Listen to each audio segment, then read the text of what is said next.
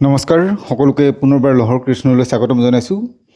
শিশু শিক্ষা সমিতি অসমৰ অন্তৰ্গত শংকৰদেৱ শিশু বিদ্যা নিকেতনসমূহৰ 2026 চনত সলনি হোৱা সংস্কৃত পাঠ্যপুথি দেৱবাণী সংস্কৃতম।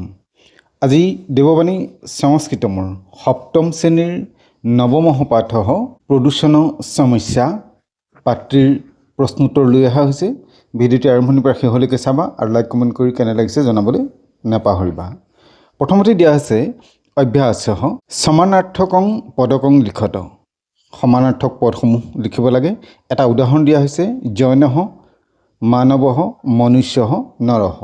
ঠিক তেনেধৰণে বায়ুঃ পৱনঃ অনিলঃ সমীৰঃ জলম তুয়ম নীৰম উদকম মুখ্যঃ প্ৰধানঃ প্ৰমুখঃ উচিতঃ অশুদ্ধ মলিনঃ প্ৰাণিনাম জীৱানাম জন্তুনাম নেত্ৰম নয়নম চক্ষুঃ বৃক্ষঃ তৰুঃ পাদপঃ ভূমি পৃথিৱী ধৰা বসুধা প্ৰকাশঃ আলোকঃ দ্ৰুতিঃ সৰলম সুকৰম সহজম।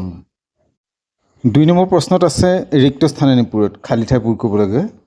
প্ৰদূষণ কাৰণেন মানৱ জীৱন কষ্টদায়কং ভৱতি। 2 নম্বৰতে দূষিত বায়ু সেৱনাত মানৱ শৰীৰে বিভিন্ন ৰোগাः জায়ন্তে। গ অত্যাধিকানাং यानानां চালনাত তেষু নিৰ্গতঃ ধূমেন বায়ুমণ্ডলः সৰ্বদা দূষিতः ভৱতি। ঘ ভূমি প্ৰদূষণ अपि বৰ্তমানকালে মহতি সমস্যাম উৎপাদয়তি। ঙ সামাজিক কাৰ্যক্ৰমেষু ধ্বনি বৰ্ধক যন্ত্ৰস্য তীব্ৰ শব্দস্য প্ৰয়োগং শব্দ প্ৰদূষণং ভৱতি। স সৰ্বেষাং সহযোগেন প্ৰদূষণ সমস্যায়াः সমাধানম আৱশ্যকম অস্তি। ইয়াৰ পিছতে আছে 3 নম্বৰতে উদাহৰণ অনুসাৰং একবচনে পৰিৱৰ্তন। উদাহৰণ অনুসৰি একবচনে পৰিৱৰ্তন কৰিব লাগে, অৰ্থাৎ একবচনলৈ নিব লাগে।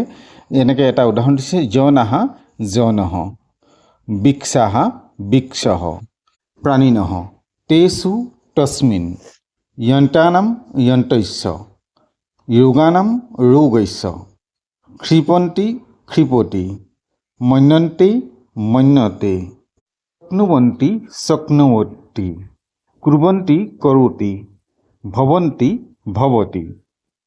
4 নম্বৰতে দিলে বিলোমান পদান লিখত, অৰ্থাৎ বিপৰীত শব্দ লিখিব লাগে।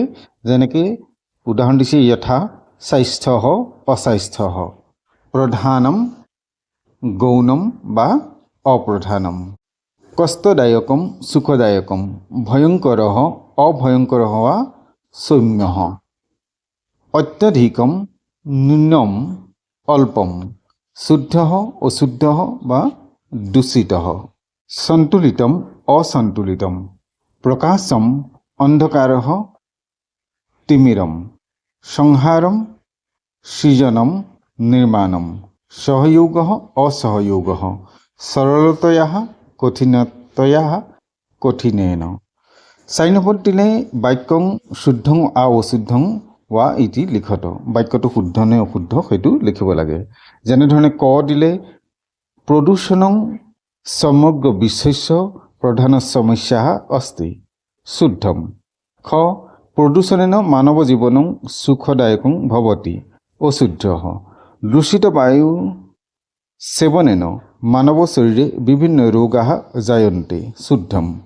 অত্যাধিক যন্ত্ৰানাং প্ৰয়োগেন বায়ুমণ্ডলः দূষিতः ভৱতি শুদ্ধম।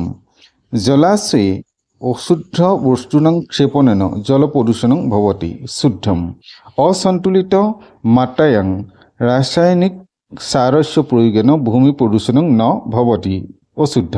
শব্দ প্ৰদূষণং সৰ্বেষাং প্ৰাণিনাং কৃতে বিপজ্জনকং ভৱতি উত্তৰ শুদ্ধম। গতিকে এইখিনি আছিলে ইয়াৰ প্ৰশ্নোত্তৰ। আৰু কিবা জানিবলগীয়া থাকিলে কমেণ্ট কৰি জনাবা। আজিলৈ পাঠিমানতে সামৰিছোঁ। পৰৱৰ্তী নতুন পাঠ লৈ তোমালোকৰ মাজলৈ আহিম। চেনেলটো চাই থাকিবা। চেনেলটোত যদি নতুন এবাৰ ছাবস্ক্ৰাইব কৰি বেল আইকনটো প্ৰেছ কৰিলে পৰৱৰ্তী পাঠসমূহ লগে লগেই লাভ কৰিবা। নমো নমঃ।